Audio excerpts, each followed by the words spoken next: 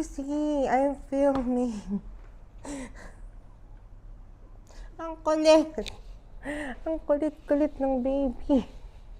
Tsaka muna, baby. Okay? Nag-film ako eh.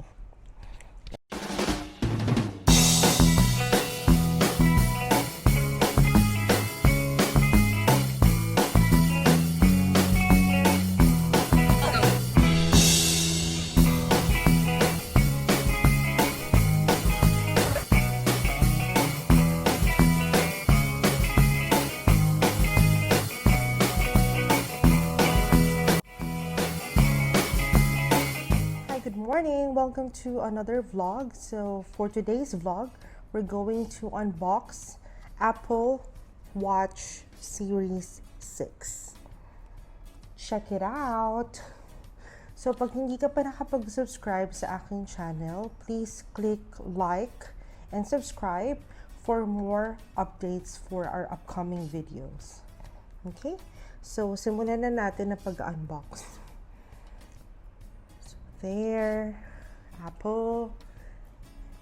Okay. So, sabi dito, 44 millimeters, space gray, aluminum case, black sport band. Okay. So, meron siyang opening dito, as you can see. So, ipupul lang natin.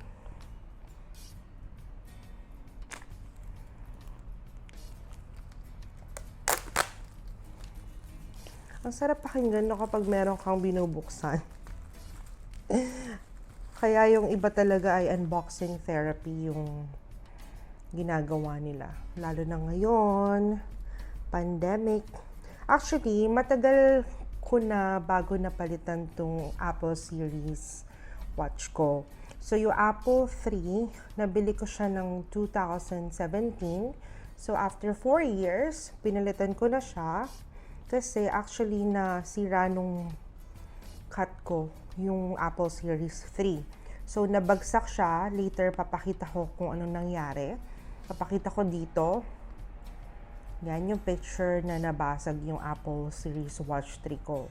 So ang pag may cuts kayo, wag niyo ilalagay kung saan-saan. Yun yung lesson learned ko. Kasi hindi ko naman mabablame yung cuts kasi talagang playful sila. So, nahulog na yon and then nagpakot ako kung magkano yung pagpapagawa. Mga 850 daw, which is parang bumili ka na rin ng bago. So, yan. Unbox na natin. There. Actually, parang nag-improve yung box nila ngayon Meron ng parang pa-latch dito. Careful lang kasi baka masira. So, in case na balak nyong i-sell siya in the future, oh, amazing. Dati wala silang ganito. I like it. See? Meron siyang pa-design ngayon na ganito. Which is I like. Yay. Yan. Okay. So, ito na yung mismong box. Okay. Tatabi ko muna dahil gusto ko muna i-check itong mga nandito. So, ayan. Bukod dito, may nakalagay na 2 boxes. Okay. So, I think this is the black sport band. Okay. So, ang galing na Apple kasi may mga pa-arrow na sila kung saan mo talaga bubuksan na hindi mabababo yung box. Alam mo yun. Napunit ng unti. Shucks. So, dito,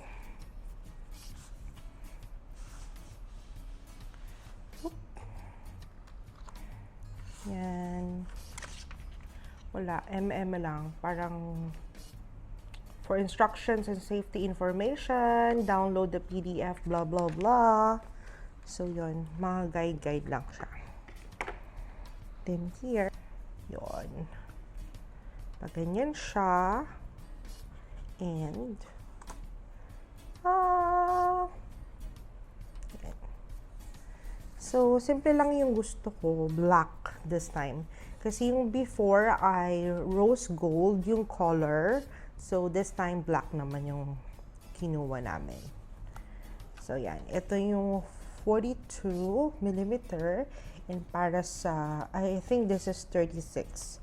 Para sa payat. So, para sa majubingis, 44mm. Okay? So, tabi na muna natin yan. Ito yung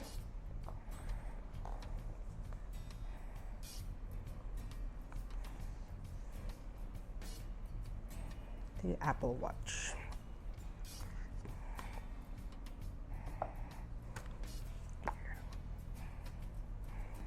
Ito yung watch itself.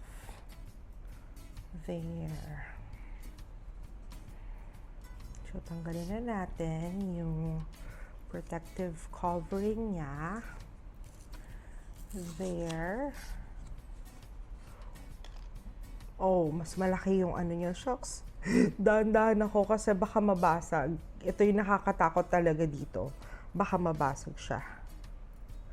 So, there. Mas malaki yung screen niya kaysa dun sa Apple Watch Series 3 ko.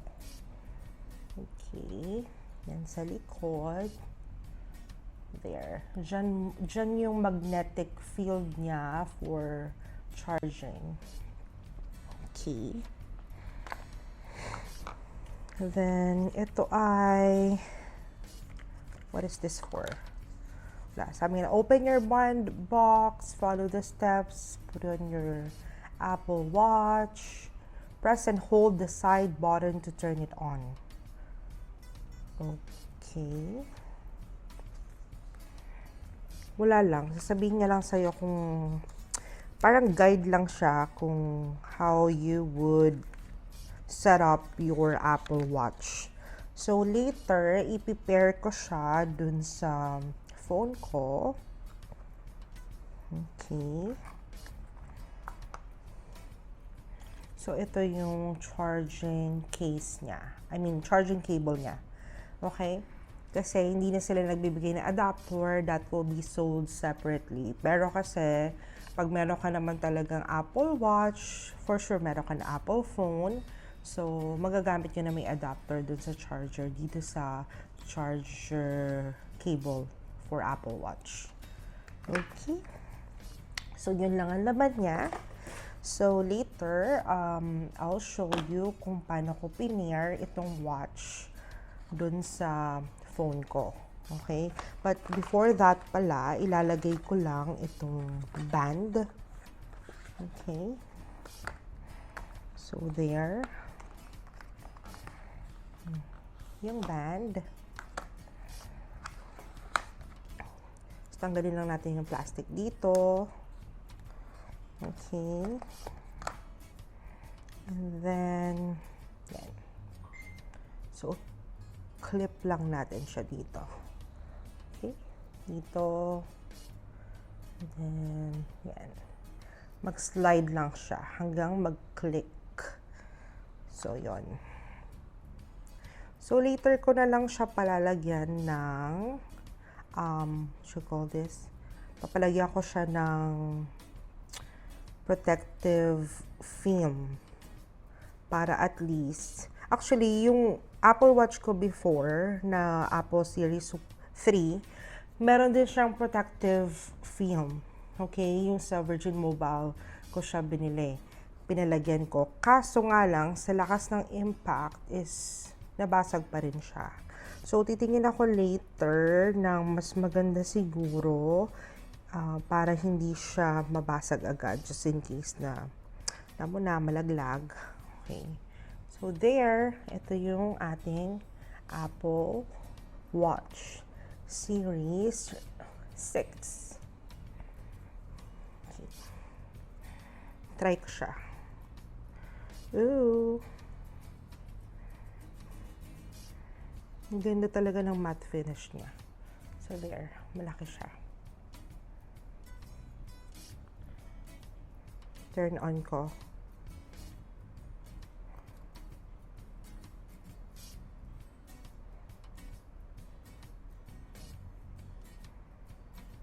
Wala yatang charge. So, i-charge ko muna, guys.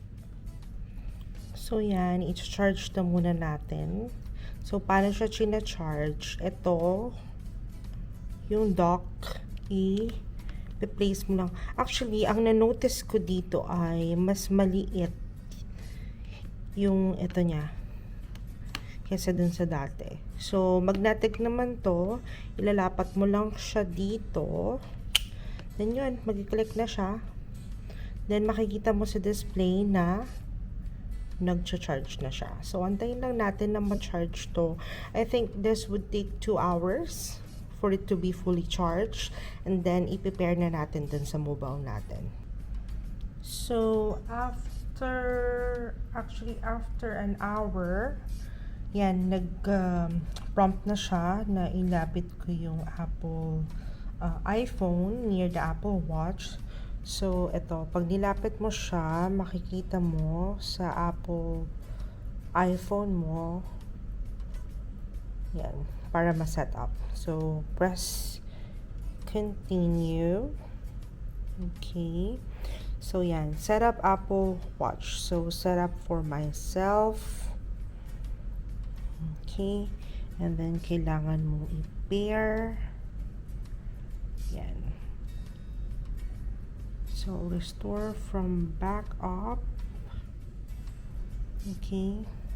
So, click ko to. Ito yung luma kong Apple Watch before. Then, continue.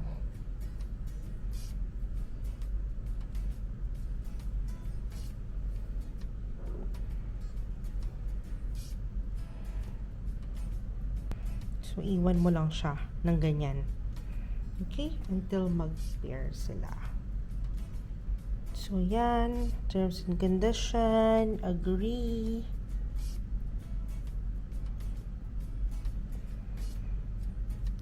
Signing into your account. Actually, naka-receive ako ng email. Nakita ko sa notification na ini-inform ako na may nagko-connect sa Apple Watch ko. So, that's one of the features for security purposes. So, yan. Tatanungin ka niya kung gusto mo ng bold text, gaano kalaki yung font mo. Continue. Continue. Okay. So, gagawa lang ako ng passcode. Okay. So, pag clinic mo yung passcode, dito siya lalabas. You have to put the passcode. Tapos na. Blood oxygen, enable. Okay, continue. To set up later. So, may Apple Pay ako para set up later na lang. Clock faces. There. So, nagsisync na siya.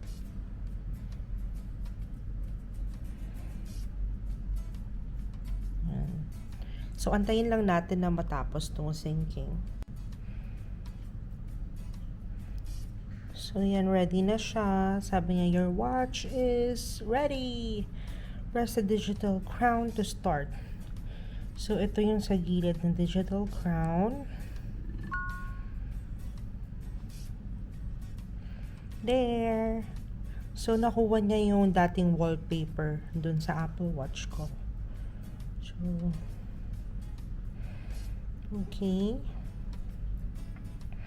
Then, pwede tayong mamili dito. Chekie's Apple Watch.